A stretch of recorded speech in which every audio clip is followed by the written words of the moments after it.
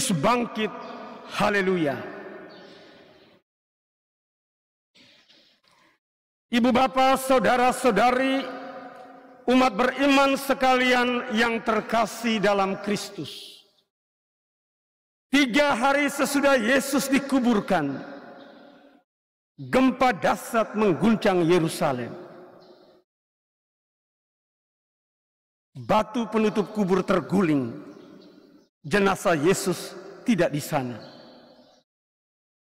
Dan dari dalam kubur terdengar suara, "Jangan takut, ia tidak ada di sini, ia sudah bangkit seperti sudah dikatakannya." Benarkah Yesus sudah bangkit? 2000 tahun sudah Yesus bangkit, dan sepanjang itu banyak orang memperdebatkan tidak saja tentang kebangkitan Yesus, tetapi terutama kematiannya.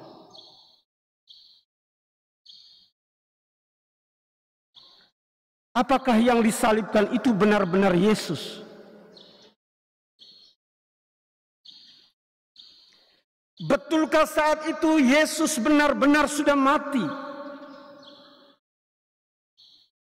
Ataukah dia hanya mengalami kritis, lalu dibaringkan dalam kubur dengan kemungkinan dia tetap hidup?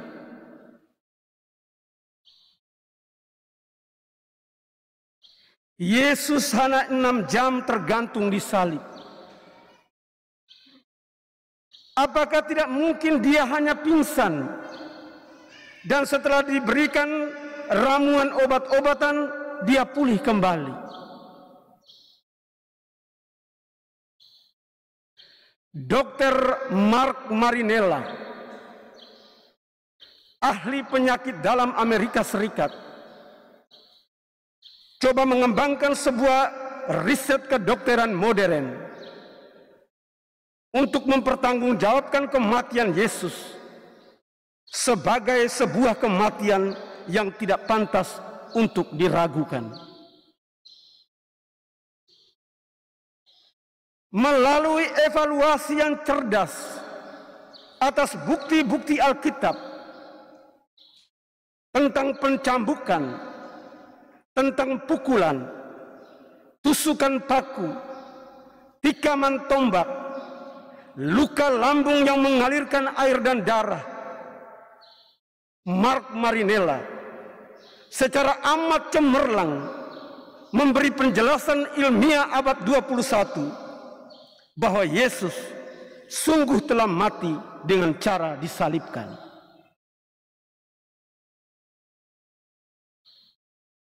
Kendati iman kebangkitan tidak pernah didasarkan pada riset ilmiah manapun,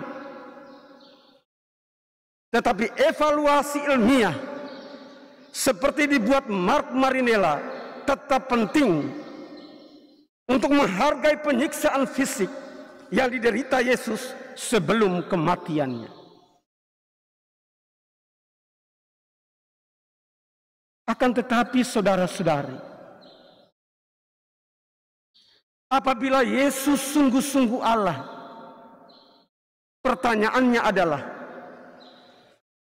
mengapa untuk menyelamatkan dunia dia harus meninggalkan kontroversi sehebat ini? Mengapa untuk menyelamatkan dunia harus ada luka, harus ada darah?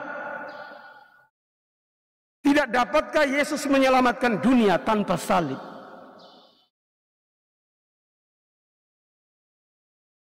Yesus ternyata sama sekali tidak mengambil keuntungan apapun dari kuasa kealahannya. Seandainya Yesus mau, dia dapat saja menyelamatkan dunia tanpa salib, tanpa luka, tanpa setetes pun darah hilang dari tubuhnya. Tapi itu tidak dia lakukan. Mengapa? Karena Yesus sangat sadar bahwa justru dengan salib ia menunjukkan arti pengorbanan demi ketaatan pada Bapa.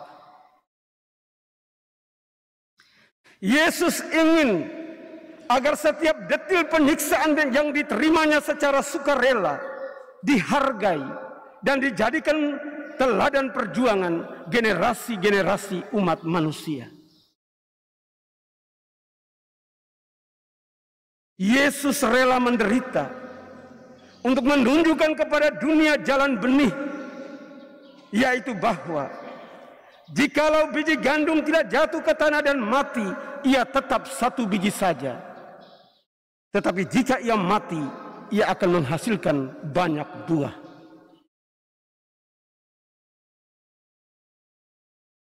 Apa inspirasi salib dan kebangkitan Yesus? Pertama, kebangkitan Yesus adalah inspirasi penting bahwa di balik salib selalu ada kemuliaan. Per crucem ad gloriam. Melalui salib kita gapai kemuliaan.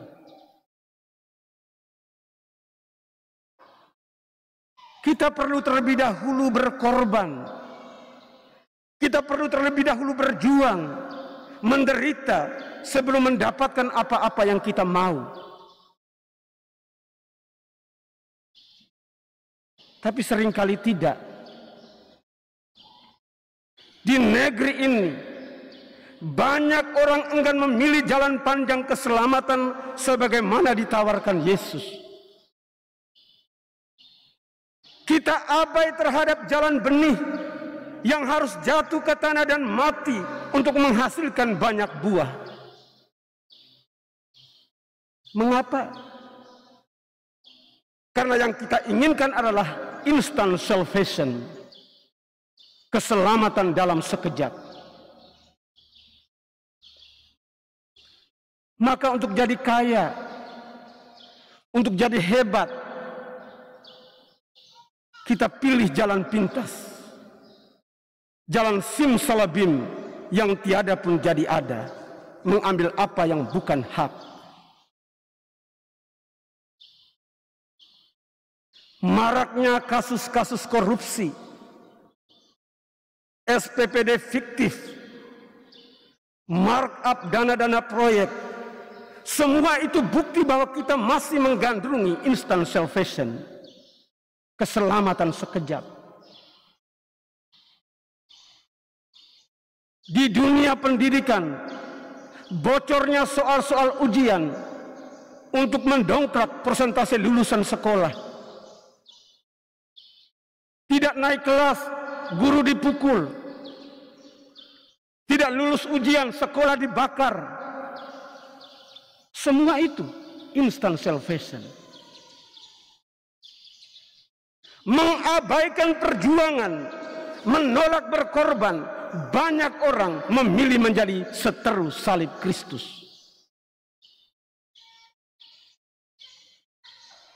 Kedua, Yesus tidak menyalibkan diri, dia disalibkan. Dengan tuduhan palsu, ia diseret ke muka pengadilan. Dan melalui sebuah peradilan sesat, dia menerima hukuman yang sama sekali tidak adil. Sering seperti itu kita dalam hidup ini. Ada salib yang dipaksakan orang kepada kita, atau kita paksakan kepada orang lain. Dengan sengaja hidup kita atau hidup orang dibuat susah. Dengan tuduhan yang tidak berdasar, dengan fitnah, dengan pencemaran nama baik, dengan pembunuhan karakter. Semua itu dapat merupakan salib yang dengan sengaja ditindihkan ke atas kita atau kita tindihkan ke bahu orang lain. Ketiga, jika Kristus tidak dibangkitkan, sia-sialah iman kita. Iman Iman Kristiani didasarkan pada Kristus yang bangkit. Percaya kepada Kristus berarti ikut serta melakukan mujizat kebangkitan hari demi hari. Melalui kehidupan biasa kita sehari-hari. Dalam lingkup-lingkup kehidupan yang paling familiar. Kita lakukan mujizat kebangkitan. Setiap kali mengalami peristiwa pengampunan, entah kita mengampuni orang lain atau orang lain mengampuni kita, kita rayakan pesta kebangkitan. Setiap kali mengalami cinta, entah kita mencintai orang atau orang lain mencintai kita, kita rayakan pesta kebangkitan. Setiap kali menyaksikan tembok penghalang runtuh, sehingga kebenaran dapat tersingkap, kita rayakan kebangkitan. Setiap kali melihat ketidakadilan dipatahkan, belas kasihan ditumbuhkan, harapan lahir di dalam dunia yang sulit untuk berharap, kita rayakan kebangkitan. Setiap kali kita saksikan senyum mekar di antara para saudara,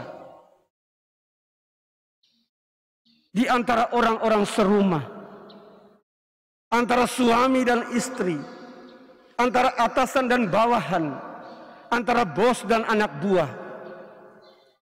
kita rayakan pesta kebangkitan.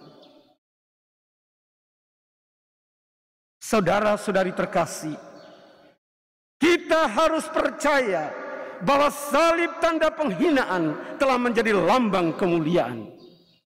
Per crucem ad gloriam, melalui salib kita gapai kemuliaan. Kristus bangkit, haleluya. Selamat merayakan pesta Paskah. Amin.